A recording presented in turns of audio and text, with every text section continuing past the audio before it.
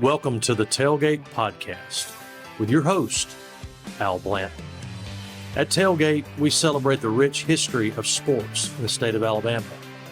So come with us as we relive great moments, great games, great players and coaches, and in the process, preserve memories for a lifetime. Well, let's talk about Eden. And you know, as I mentioned, the story was just immediately captivating, and um, take us through, give us kind of a broad outline of the timeline of her life, and then we can kind of work, you know, the details in as we move forward with the story. Yeah.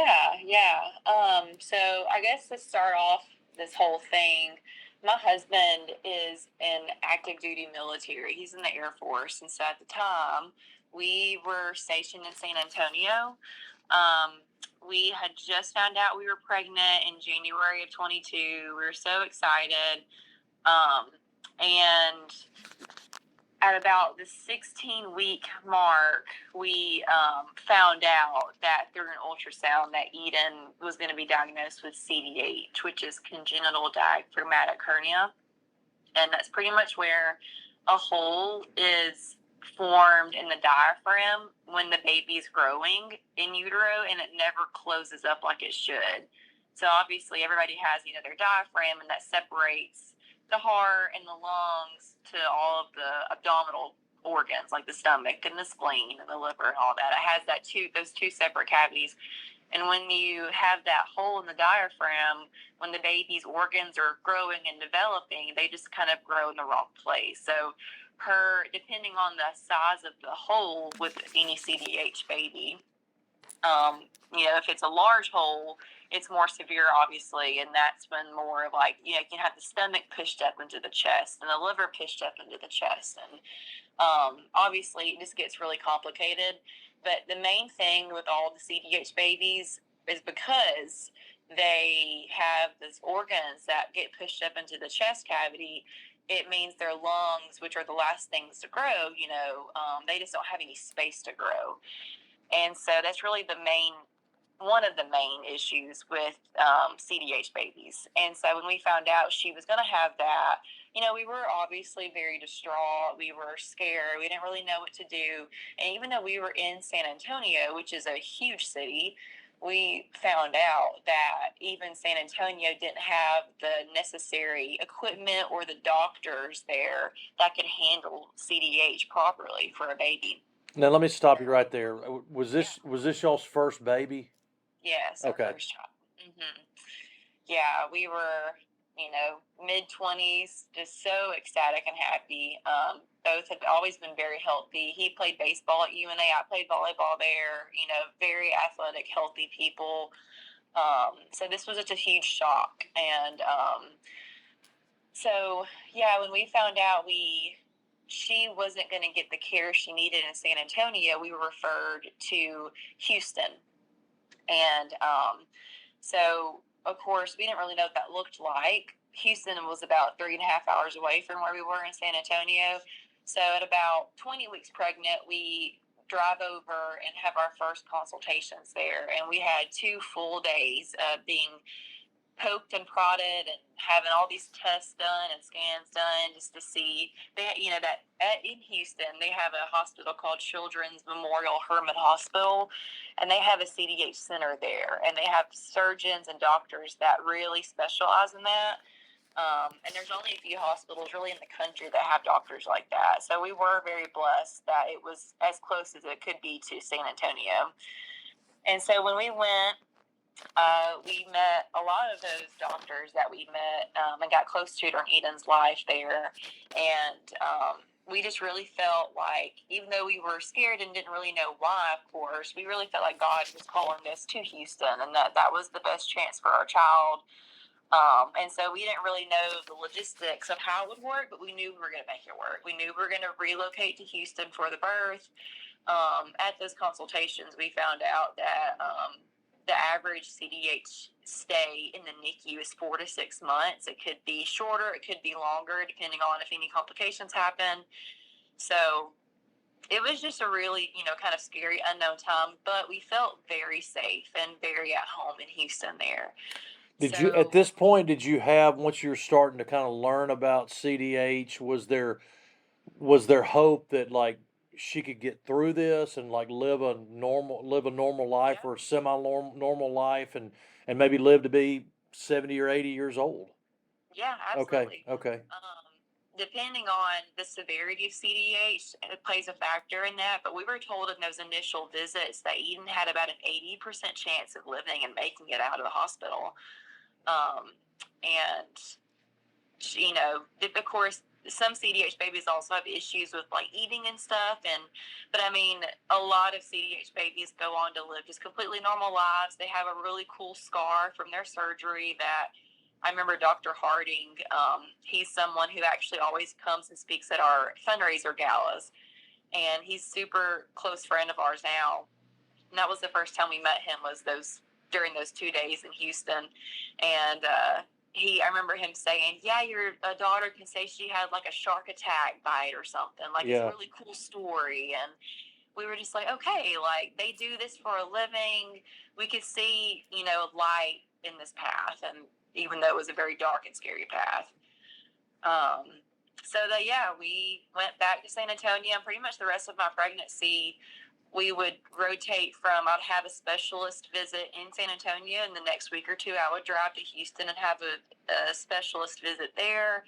So we kind of did that the whole time until I hit 34 weeks pregnant, and then we ended up relocating for good to Houston. And thankfully, with the military, my husband had some emergency leave, so he got to move out there with me. And again, we just had no idea what to do. We just know we were going to do it. And we quickly found out how expensive everything is, obviously. I mean, we couldn't give up our house in San Antonio. We were renting a house there at the time. So we couldn't give that up because we needed a place to come back to. We didn't know how long we were going to be gone. So we ended up getting like a monthly Airbnb apartment in downtown Houston, which is very expensive. On top of keeping our rent in San Antonio, which is also very expensive. And, that kind of stuff that people didn't think about really added up. We had still all these bills in San Antonio. We had a dog. I mean, we couldn't just leave him. So it's just, we found out that it's not as easy as it sounds, but we were obviously going to make it work. And thankfully, Dylan, my husband, and I, we have fantastic support systems in our families, which we always knew that. But I mean, not everybody is blessed like we are. We both have very amazing, strong sets of parents that helped us out financially during that time, so we could focus on Eden. So we were very thankful for them to give us their assistance during that time. Because, I mean, honestly, without them, I don't really know what we would have done. We would have went into debt, probably. I don't know. But anyway, all that to say, we moved to Houston at 34 weeks pregnant. And we were just, scared. But, gosh, we were so excited. Dylan and I always say that time is like Christmas in our heads back then. Because we never had a thought that Eden wasn't really going to make it. We knew there was a chance, and it was scary, but we were just we never would have actually believed that what happened would have happened, And when you say Christmas, do you mean like, what do you mean by that? I mean, sorry. No, it's okay. No, I just. We were like, I guess, kids at Christmas. Like, we were just so giddy and excited for Eden to be here. We knew she was going to have a tough road ahead of her, but like, gosh, we were just so excited to be parents and so happy to love on this baby in person. And we just were ready for her to get through this and then go home together. And, again, it was a scary and anxious time, but we were just so happy to meet our first little girl, The reason why I asked that question is, and you and I started talking before we started recording, but, a lot of times, and I told you that I'd lost my mom in September of 21. a lot of times I will look back at pictures that were taken before she passed away, or just my attitude, at that time in my life, and I will think to myself, man, I didn't realize what was coming at me. Yeah, I yeah, had no idea at that point when this picture was taken what was coming at me. And I think that's one of the things that's been really. And when you said that about Christmas, I wondered, was there a, there's a there was a cautiousness in a way, but at the same time, did you know what was coming at you at that point? not we never ever had a thought about like what happened to Eden would have happened to us. Um, and again, like we had an 80% chance of her making it. Like statistics were on our side. We went to this great hospital for CDH. Again, we knew it was like a scary time, and there was always that thought of something might happen, but genuinely, we really didn't ever think it would. Yeah. We just with God had honestly worked so many miracles with the whole pregnancy. And even before we found out she had CEH, there were some other things that had happened. And we really could just see God working through this whole journey. So we just really, really never would have thought that would have happened. And again, you're just you believe that can happen to you. Yeah. You hear it happening to other families, and you hear it happening, like all these sad things happen to other people, and it's awful, and you feel for them, but it's like, that's not really going to happen to you. Yeah. It's just kind of that, it was that naive thought, I guess. Yeah. But. And she was born on, go ahead. I'm sorry. I didn't mean to interrupt you. No. I was just going back to what you're saying. Dylan and I, we say that all the time, especially this time of year during end of August, September, and October. We look at pictures from that time in Houston before she was born, and we always were just like, man, those kids had no idea what was coming to them. Yeah. It's a sad thing, really. Now she was born on September 6th, and I mean, I'm sure you had a feeling of elation. I mean, when did she start showing some symptoms that something was wrong, and then when did she have her first? She said, my understanding was 13 surgeries. Yeah, she really had 13 major surgeries. I think like if you work in a hospital, she would have probably considered to have more. It's like smaller anesthesia type stuff. But she definitely had like 13 major surgeries. And honestly, the moment she was born, you knew something was off, which we knew that we were very well prepared ahead of time of what the birthing experience would look like. We definitely didn't have the normal pregnancy, obviously, but we didn't have the normal birthing experience like most people do. We knew that when she was going to be born, we were going to have about a team of about 30 people in the hospital room with us. We had the CDH doctors there. We had a transport team there to get her from that room to the NICU. We had the respiratory therapist there to help with the intubation. You don't think about that part sometimes, but it was a different experience for sure. We knew the moment she was born, she would try to cry, but her lungs would be so tiny she couldn't get air. So we never got to hold her when she first was born. They literally laid her on me for 2 seconds to let me and Dylan see her, and then they took her to the other side of the room and just started working on her.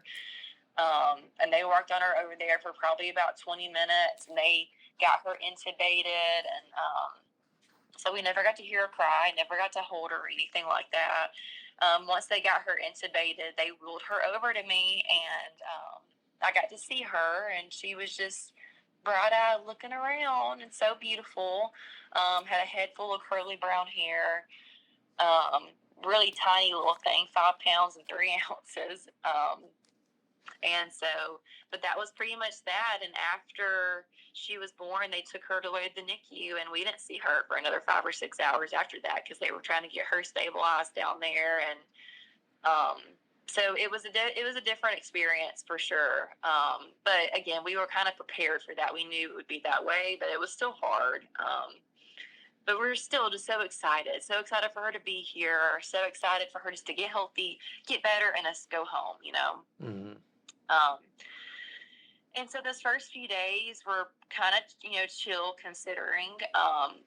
So she was born on the 6th. On the 7th, she had to go on ECMO, which is, I might botch the name. I haven't said the full name in a long time, but it's like extra corporal oxygenation or membrane oxygenation. I'm not saying that correctly. I usually just say ECMO now. Yeah. But it's pretty much life support where they put 2 cannulas into the baby's neck and really thick tubes, and it connects to the baby's artery and vein.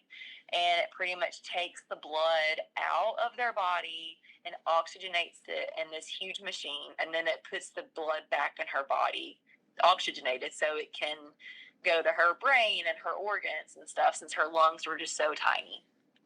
A very scary machine. We knew there was about a 50 or 60% chance she would need to go on ECMO.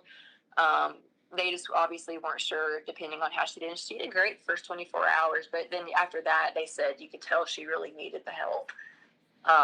And so ECMO is scary because it's literally a machine breathing for her, and when your blood leaves your body, it automatically wants to clot, So clotting is an issue with any baby that goes on ECMO.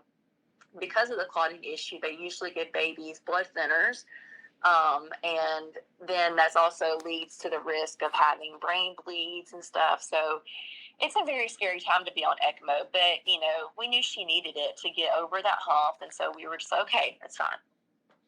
So that 7th, on that Wednesday, she went on ECMO. She had her CDH repair surgery on Thursday, and it went great. It was a couple of hours long. That was technically going on ECMO was her first surgery. And then her CDH repair was her second, and it went great. It went fine. And then on Friday, she was doing great, was recovering, was just, we would go and visit her. She was doing good. And that night on the 9th is when everything changed for her and for us. We actually were staying in a Ronald McDonald room. That hospital is amazing because on the floor of the NICU, on the other side of the lobby, they have like 10 maybe, I can't remember the exact number, but they have Ronald McDonald rooms right there. So babies who are in real serious in a critical state, parents have first priority to stay there that night so they don't have to leave the baby. And so we were staying there those first few nights, and we got a knock on our door, and it was one of the doctors that came, and she was just like, she wasn't panicking, but you could just tell she'd been working really hard. Mm-hmm. And she said, hey, I've got some bad news. A clot. They found a clot in the tube, and it was going into Eden's body. And so they actually they're working on her now. She's been off ECMO for a couple of hours.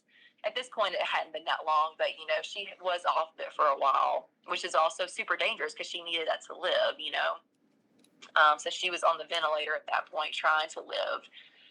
And so they were just like, we're working on it, and we'll just let you know how it goes. And so we called our parents because they were all in Houston at the time, and they came to the hospital. We all just sat there for hours waiting to hear back.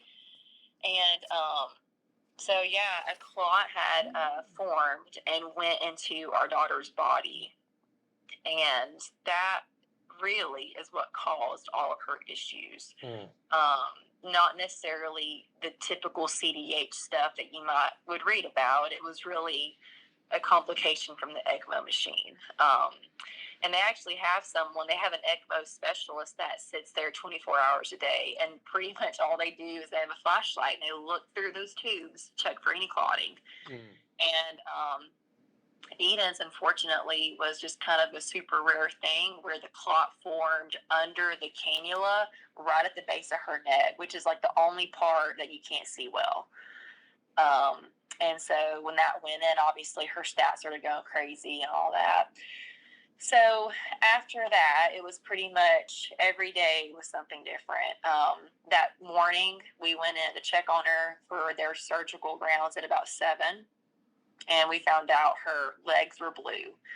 And so they were worried, obviously, that clot had got in further than they wanted. So, and like literally, they rushed us out to do emergency surgery on her. They took out a large section of her intestines because a lot of it had died from the clot.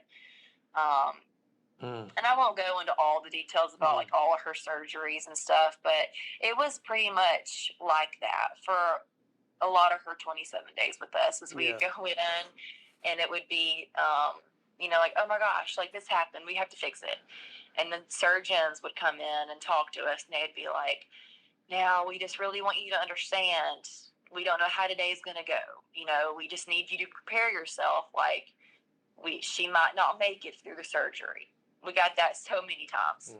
I think that's when I review, and I think a lot of people that go through situations like these, medical situations like these, I think if you polled people and asked them what's the hardest part, what's the most intense, and there were a lot of intense moments there between September 6th and October 3rd, 2022 for you, but it's the uncertainty. It's the not knowing how this is going to turn out. It is, and the roller coaster. It was like, again, going back to my mom, not to make it about that, but just, it was the ups and downs, and then you get hope, and then that's pulled back out from under you, and then you're envisioning them getting out of the hospital, and then then you have a setback, and just that uncertainty about, I don't know how this is going to go.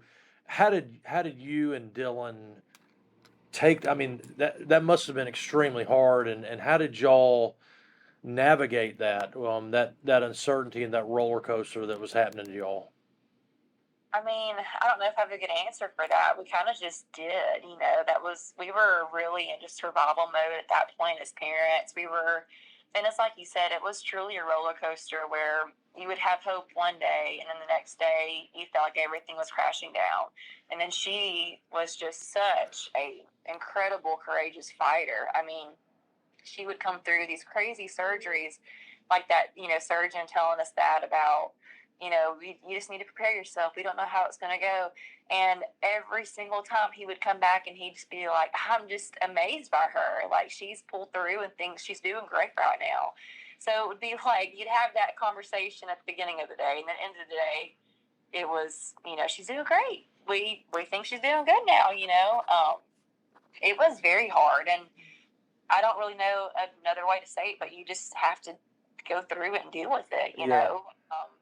It's so mentally exhausting, and especially going through any loved one going through something like that, especially when it's your child and your baby. Like, babies, you as a mother and as a father, you're the one that's supposed to take care of them. Yeah. Their every little need, and then you don't get to do any of that because she's so, sick, and these doctors have to do all these surgeries, and she's on all this medication, and it was incredibly hard to watch, and Dylan and I always said from day one, we don't want to do things to her to keep her alive. Mm-hmm. Like, we don't think that's okay. And as much as obviously we want her with us, we never wanted that for her, but, at this point, there was always like, well, if she can get through this, like, she'll be okay.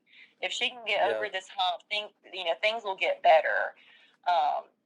And that's really how it was. And a lot of those complications really came from that clot, Yeah. That we would fix one thing, and then we would realize something else wasn't good. And so they'd have to go in and fix that. And then once they fixed that, that would get better, and something else would start showing up. And then it was kind of like that for a while. And then there were days that she had just restful, good days, like we would just sit in there with her and read her books, and she would love for us to rub her hair, and we had those days too. It wasn't like it was always just sad and defeating. Like, we had some really, as hard as it still is being in the NICU in the hospital, we did have some good days there with her. And so she ended up having open heart surgery, and they removed almost all the clot. I mean, there's just so many. I could go on probably for hours about all these different days and details and what happened. And I'm not going to do all that. But, I mean, you can. I mean, anybody can go to our website and read more about the specific details. But pretty much she just was such a fighter. And, again, she went through 13 really major surgeries. She got off of ECMO. She was doing really, really good. And she even got to where all of her, big surgeries were over. Like, she was, quote unquote, past that hump, like we kept talking about. She was off of ECMO. She was breathing with the ventilator, but more on her own. Her lungs were looking so much better. We got all of the issues from the clot pretty much fixed and done. And she did great with open heart surgery to get all of it out. And, we were definitely at that point, for sure, her last week of life, we really, really thought we were going to go home. For so many days before that, like those 20 days before, it was just every day was, I don't know if we're going to take her home. I don't know what's going to happen. We would call our family and our friends crying one night thinking, like, she's not going to make it past the night. Like, I need you to know that. And then the next day, again, the doctor would be like, if I was a betting man, I would have lost all my money because she's pulled through again. And so, yeah, just a huge roller coaster. But she was so, tough that she really won the hearts of so many of the nurses and doctors in the hospital. I mean, she really, the core CDH group of surgeons and doctors, they just fell in love with her. Even the older ones that had been there a long time, they don't get too attached, obviously, to every single family. They just kind of do it as a job. You could see over the course of her 27 days, they just really got so attached to her, and they were pulling for her. And one of her main surgeons, she's actually my really good friend now, and she's on the board of the charity. She still texts me and calls me, and she has Eden's handprint on her badge now. Eden really touched so many lives. And, as a Christian, you want your kids to live, obviously, and I'm never not going to wish that she wasn't here. But, when you think about the big scheme of things, you think about, like the kingdom of God and his work. And, every parent wants their child to further the kingdom of God and, to live that kind of life. And Eden really did do that. And even though she just lived 27 days, we had a Prayers for Eden Facebook group where I would be very detailed and give updates every day about stuff. And we had people, at one point we had over 1,000 people in that group checking for updates. And we had people from Brazil, from Europe, all these crazy places around the world who heard of Eden's story and started following the group. And they would send us messages like, I started, believing in God because of Eden. Like, her story is so miraculous, and I can just see God working through her. And, it was a very, very special thing to witness as a mom. And again, if I had the choice, I would never want her to go through any of that. I personally just want her here. But, with it being what it is, it was very special to witness. And she would have, doctors and surgeons from all over the hospital that never even worked with her. They would come and check on her because they heard all these amazing stories about her. Yeah. We would just be sitting there next to her, and all of a sudden this neurologist would come in, and we'd be like, oh my gosh, like, did something happen that we didn't know? And he's like, oh, no. Like, I'm up on the 8th floor, and I heard about Eden, and I just wanted to come see her for myself. And we're like, wow, that's, really special. And that's just kind of the baby she was. She was beautiful, and she was tough, and went through a lot of things that, majority of people never would have to go through. But in the end, what happened was she ended up getting an infection, and her little body, even though she fought through all those surgeries and overcame all these major obstacles, it was just her body was too tired at that point. And, she was off ECMO. She was on the ventilator. She actually went from like 100% the ventilator settings to like 60, I believe, in one day. I mean, just doing incredible. We all were so excited. Even her main group of surgeons kind of went away to the other CDH babies because she was doing so good. They didn't, we didn't need their help necessarily as much anymore. And, yeah, pretty much over the course of those last 3 days, you could just see things plummeting, and we didn't know why. And it was very scary. And, with as good as she was doing, we just didn't expect, obviously, things to just change out of nowhere. And I remember I actually texted, her name is Dr. Drucker. Her first name is Natalie. She was one of Eden's surgeons, and I had her cell phone number. Again, that's how close we all got during Eden's life, and how much Eden meant to her and to all of them. And she was off that weekend, and she said, please text me if you need anything. And I texted her about what was going on and how freaked out we were. And one of the main CDH surgeons that was been with Eden the whole time, I was like, I really need to talk to him. And so she got him to come talk to us that day. It was Sunday before she passed away. And I remember asking him, what Dylan and I'd always said from the beginning.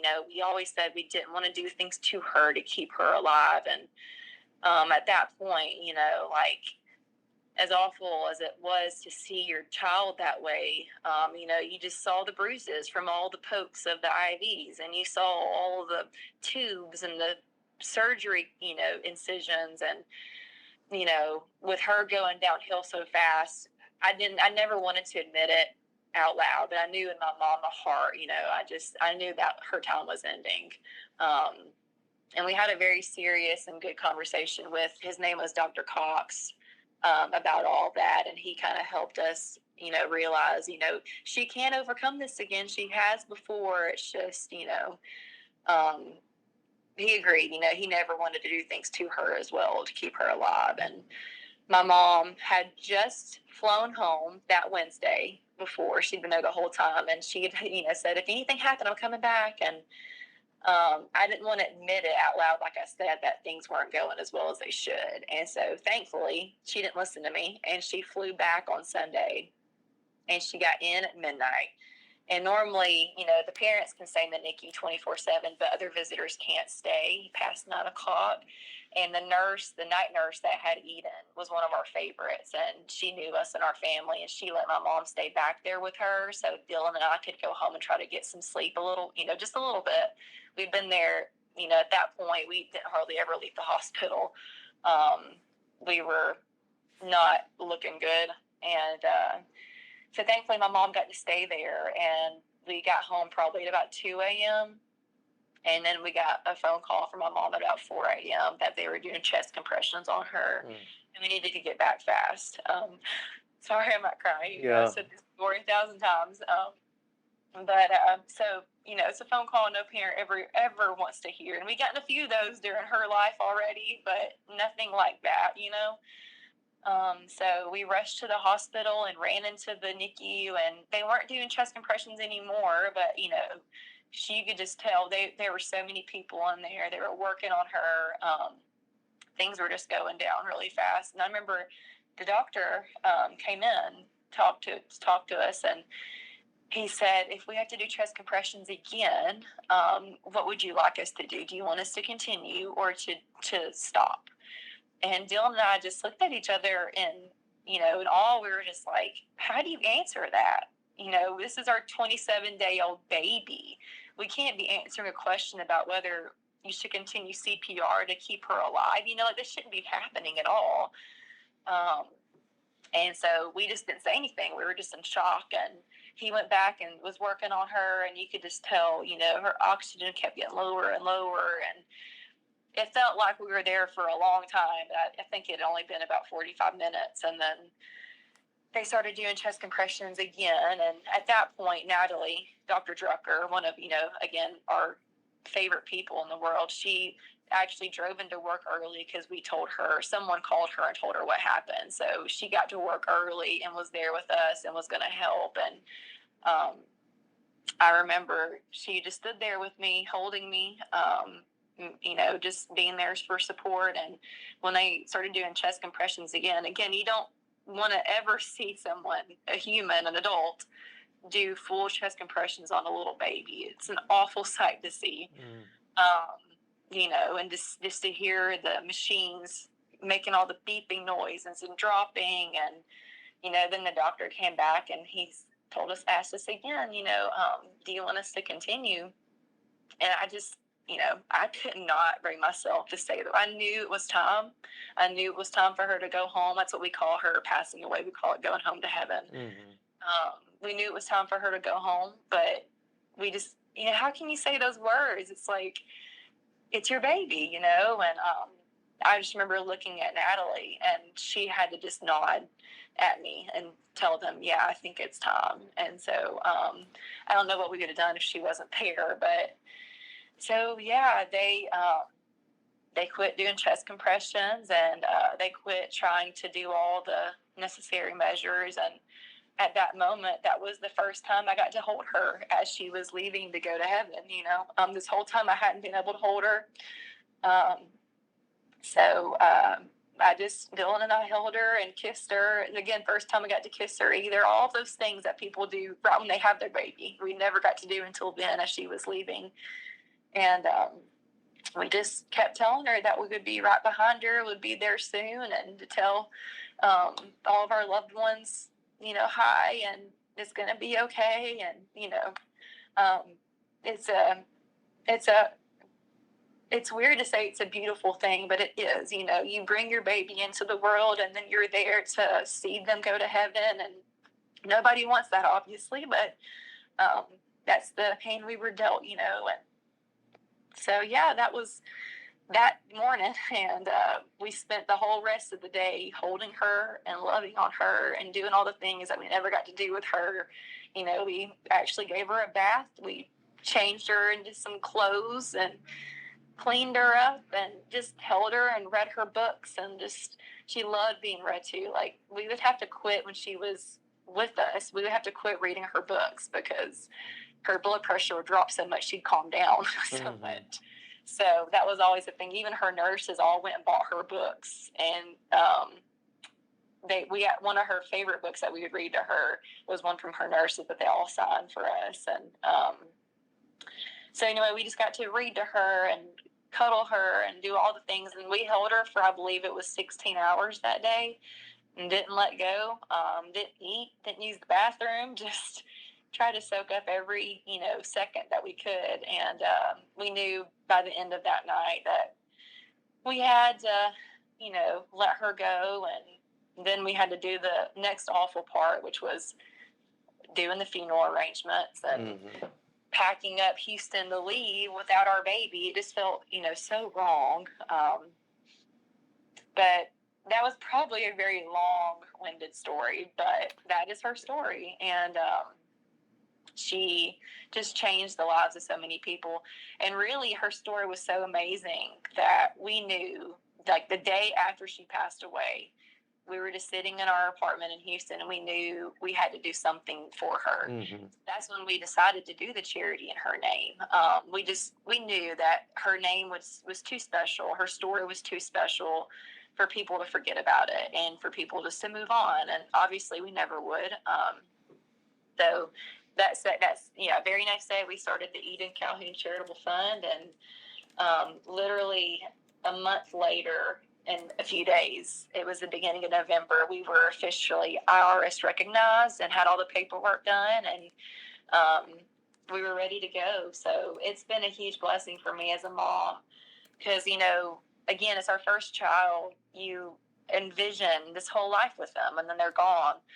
And I still had milk coming in. I was still having to pump for months after trying to get that. You know what I mean? Like, it's stuff that people don't think about. It was a daily reminder for me that she wasn't here, and I was still wanting, and my body needed to do these mom things.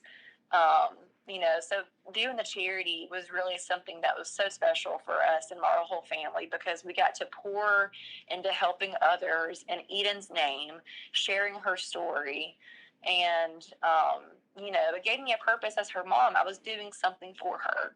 And even to this day, it's been, in a few weeks, it'll be 2 years that she's passed, and then she's went home.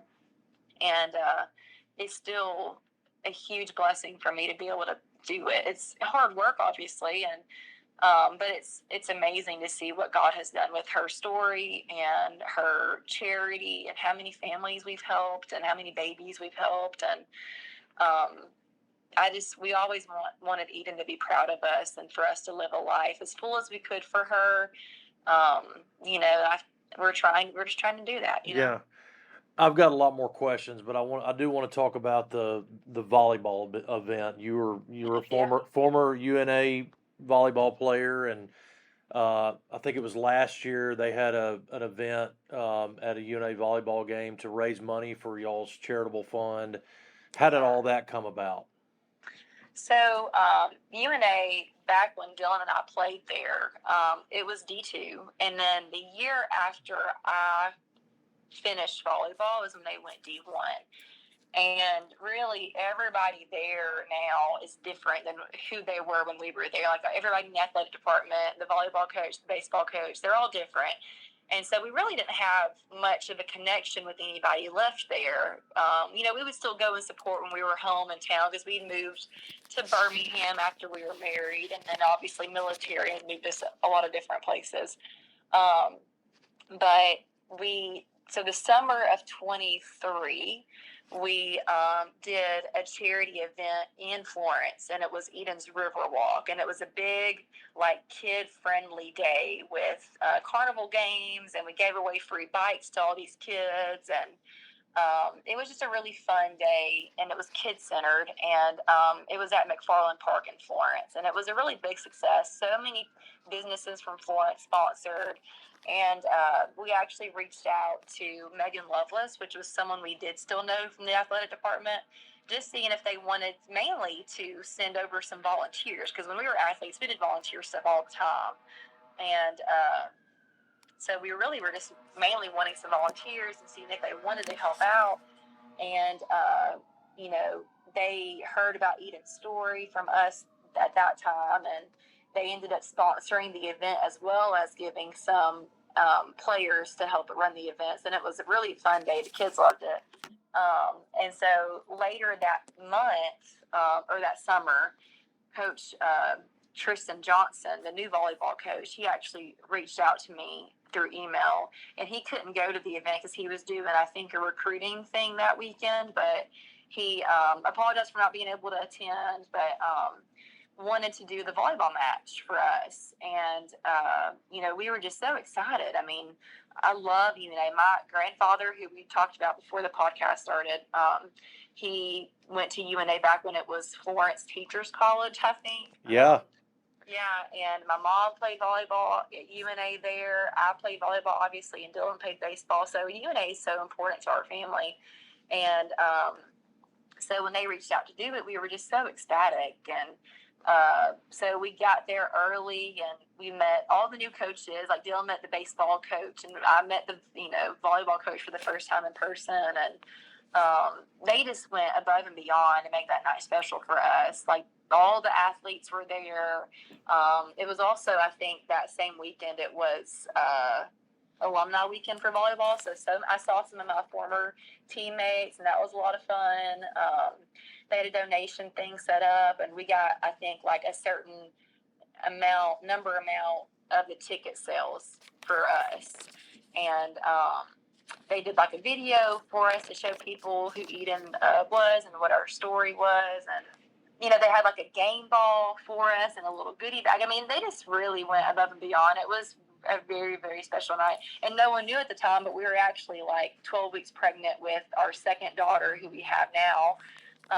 So I was very emotional, and it was just, it meant back then, and even now, obviously, it just means so much that UNA is so giving and caring, and giving back to not only their current athletes, but giving back to their former athletes, that we are old has-beens, but they know of Eden's story, and they just want to keep helping. And it's just a really cool collaboration that I'm happy that they wanted to do it again this year. Yeah.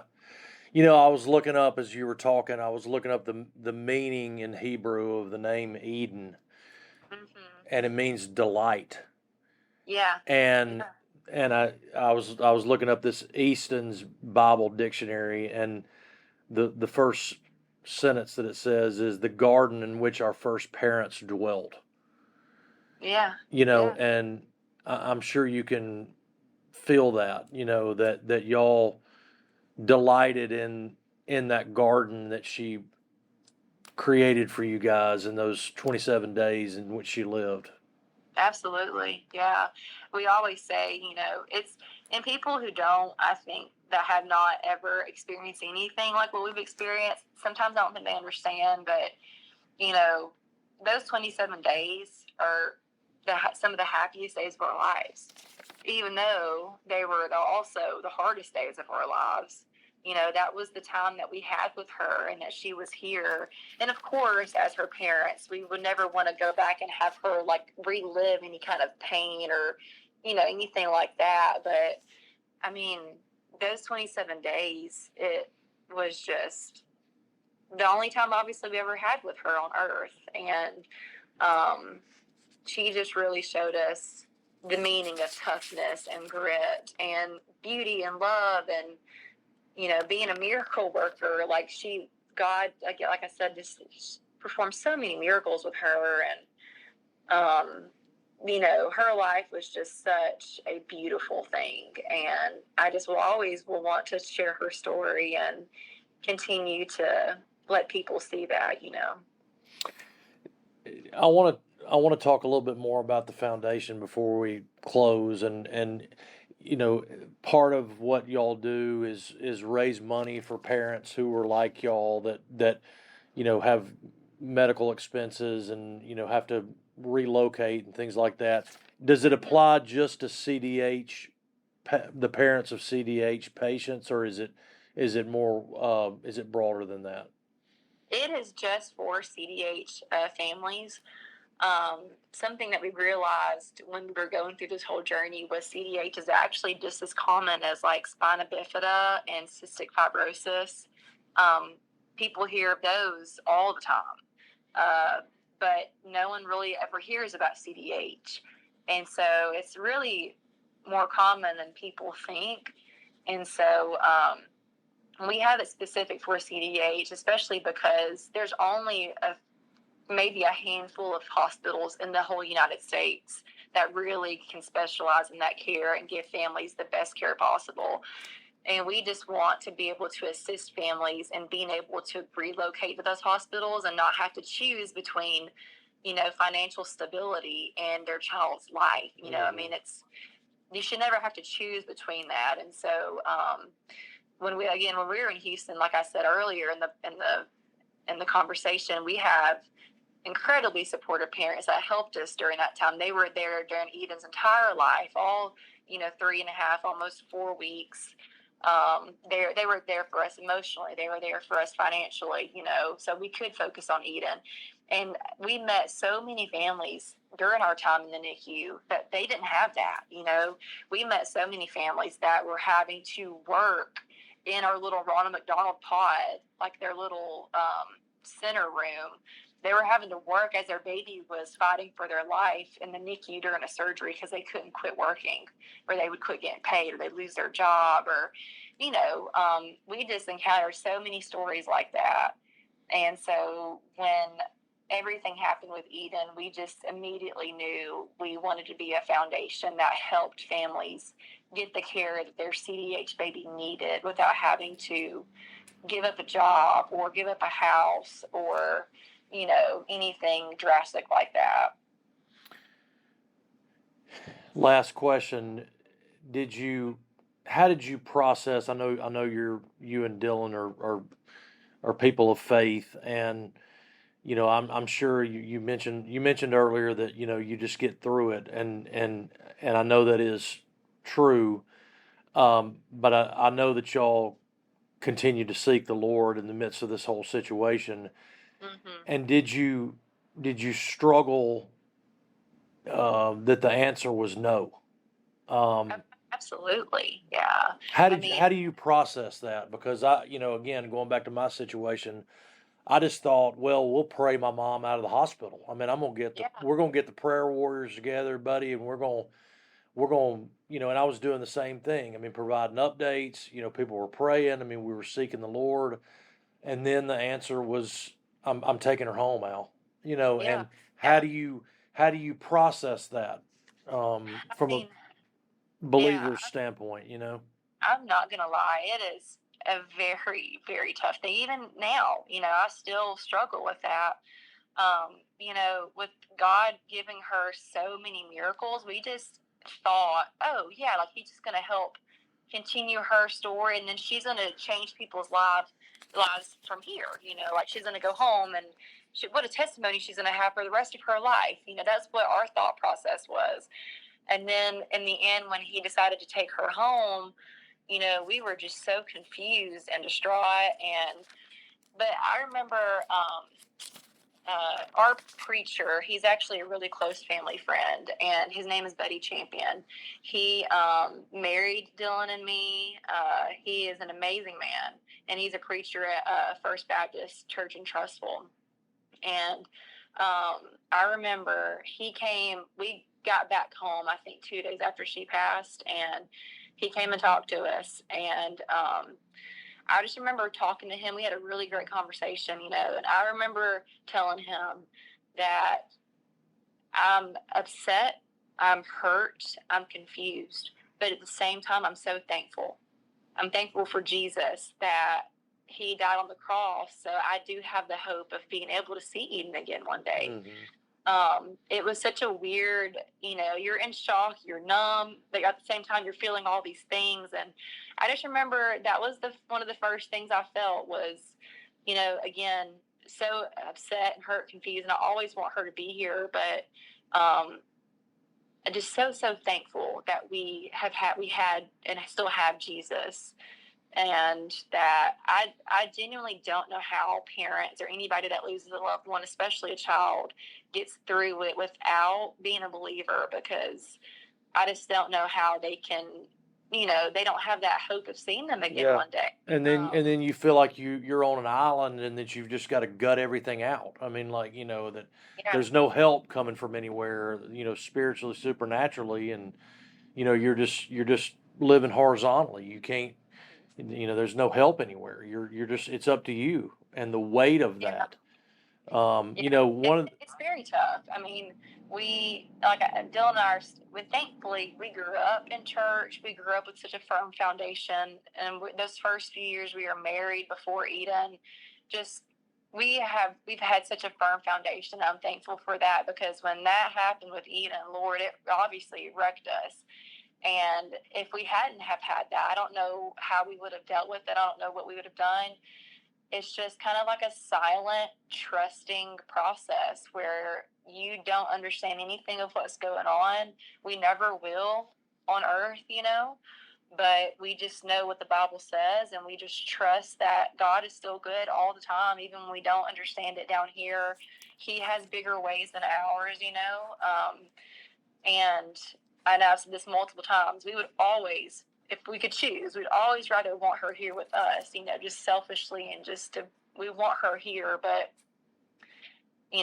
one day when I get to heaven, that's something I'll ask God. Hopefully if I, can make it there. But, we just know that down here, that for the life that we do have left until we see Eden and God up there, that we're just going to try to live a full life, a good Christian life, helping other families, trusting what the Bible says, even in hard times. And I'll tell you what, one of the best things that Dylan and I have done, like from the faith-based standpoint, is season, I believe it's season 3. Yeah, the last episode of The Chosen.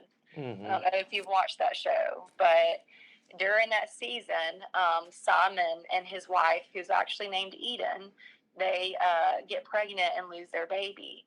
And the whole season, he is just, and again, this is a fictional part of the show. Mm-hmm. If you don't know the Bible, that's what, that had happened or anything. But that season came out right after we lost Eden.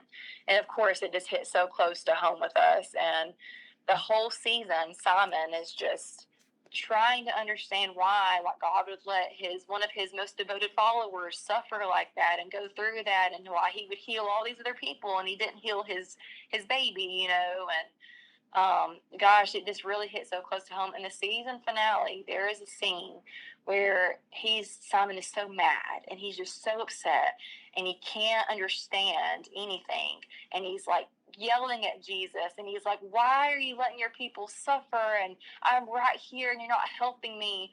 And then he starts sinking in the water because he's out there on the water with Jesus, and he starts sinking, and Jesus just puts his hand down and reaches to grab him, and then he just holds him, and he's like, I'm here for you, I'm always here for you. And me just talking about it will make me emotional, and I'm not doing the scene justice, but if anybody's ever been through any kind of a hard time, that scene alone will just, it speaks volumes to us. And it's exactly how we felt.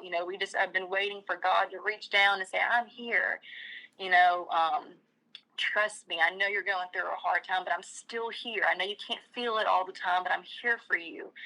And gosh, like, that scene really, I know it's a show, but it really has been, it's been, good for Dylan and I to go back and watch that, because obviously we do read the Bible and we believe everything it says, and the show is fictional to an extent, but to visualize that scene, to know that pain that Simon's going through and that Jesus is there for him, gosh, like, it's wonderful.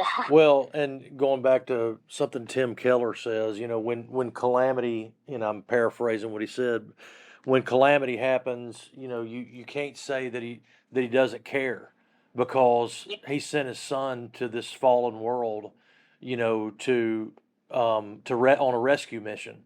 And so you can't say that he's indifferent to our suffering and that he doesn't care, because he sent his son. And one of the things that hit me, and it was just recently, I was just riding down the road, and a lot of times, when it's quiet is when I struggle. If I'm laying down at night, and my thoughts, I'm okay if there's noise, but when it's quiet, I struggle. And so I was driving down the road, and it just kind of hit me. I felt like the Lord was speaking to me, and he was talking about, me losing my mom, but the thought came into my mind that the Lord chose the best for her.